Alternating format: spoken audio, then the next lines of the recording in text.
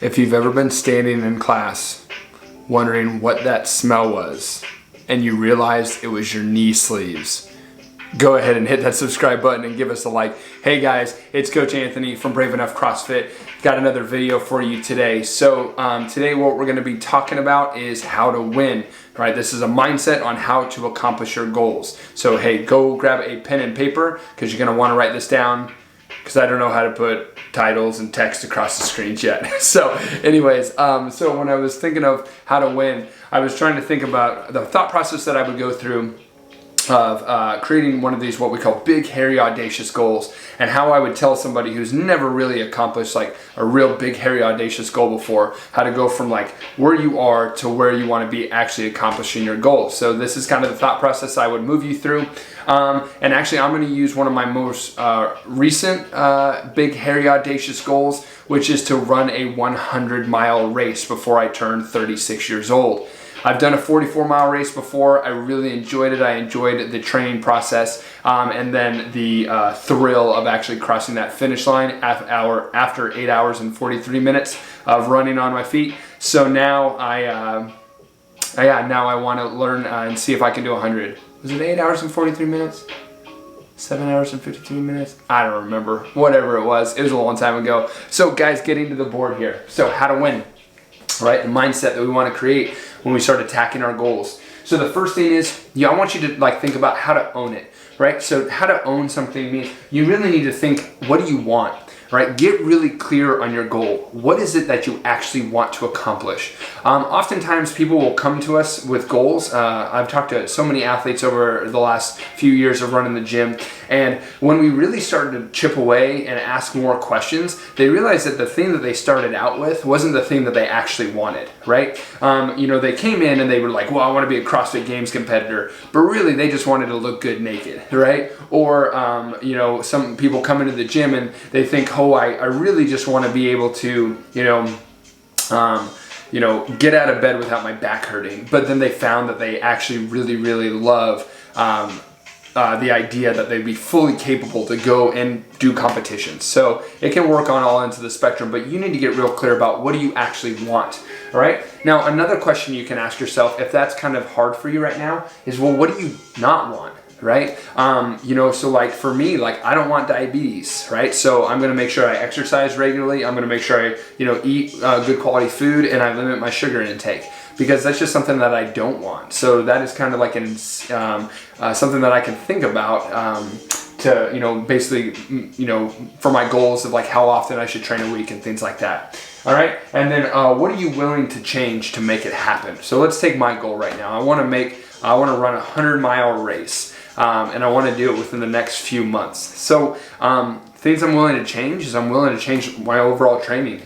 I was getting back to where I was getting pretty close to my old PRs on some of the CrossFit benchmarks, and my strength numbers were looking pretty good. And I'm willing to let go of those things to be able to sustain 100 miles on my feet in less than 24 hours. So I'm willing to give up a lot of my time. I'm willing to give up my training.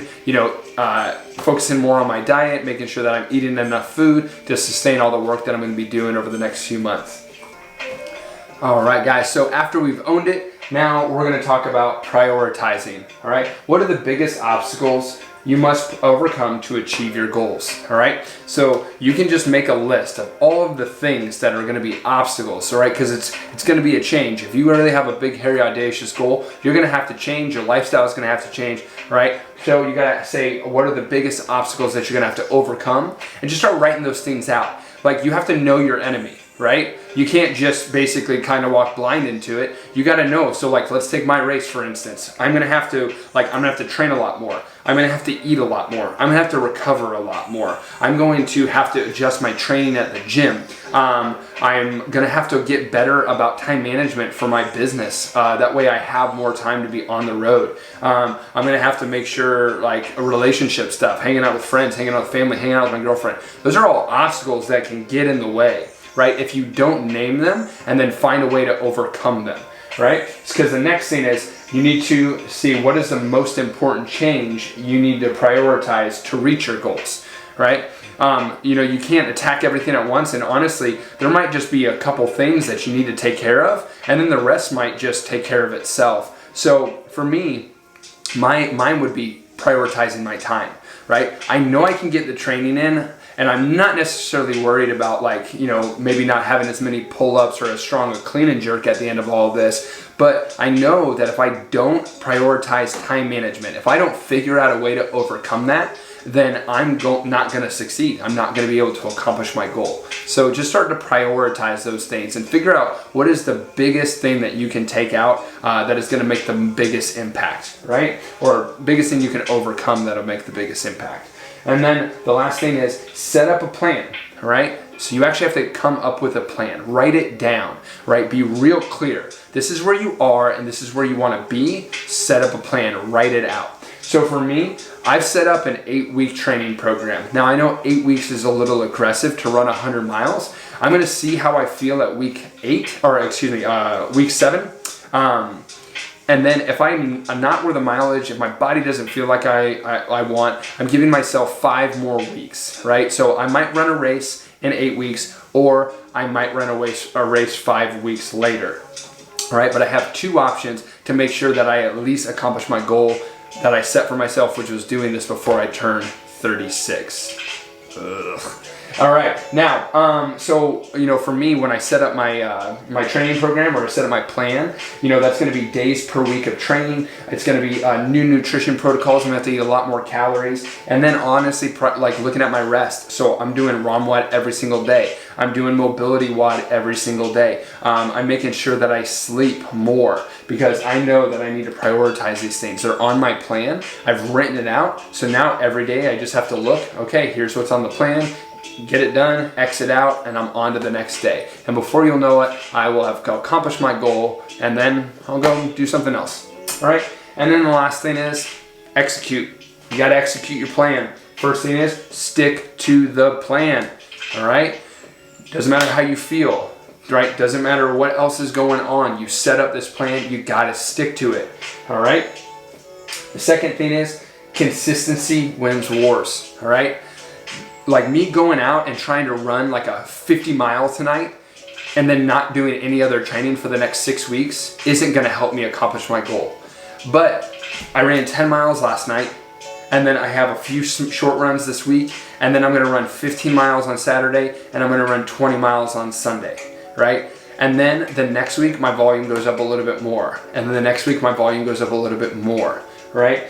And being consistent like that is actually what is going to help me win the race, not like watching a bunch of Rocky movies and then going out and trying to run as far and fast as I can and then not doing anything for another few weeks, right? So be consistent, just execute your plan and stick to it. Last thing is keep your goals in front of you. And this is probably one of the most important things that we see. You know, people have these things that they want to do, but the very, very simple task of just writing it down and keeping it in front of you is something that people forget to do all the time, or they just don't know to, right? So I first heard of ultra marathons. I was a bodybuilder and I got a little bit into CrossFit, and I was just kind of looking for like a challenge. There was just something in me. I wanted to go do something different. And I read in Runner's World, I read about this guy named David Goggins, and he was a Navy SEAL, and he ran all these crazy races and did all this crazy stuff. And, you know, but something that he talked about was how he kept it in front of him. So he had like Post-it notes and stuff around his house. And then I read about another article with like Kelly Slater, which is one of the best athletes in the entire world. He's a professional surfer. He like dominates the surfing culture. And like he writes his stuff down. He writes his goals down, and then when he accomplishes them, he X's them out. And they said there's actually like a lot of stuff that goes into even brain development and being able to be a kind of person that says you're going to do something and then you actually follow through with it. And it's something as simple as writing on a Post-it note and then Xing it off when you're done.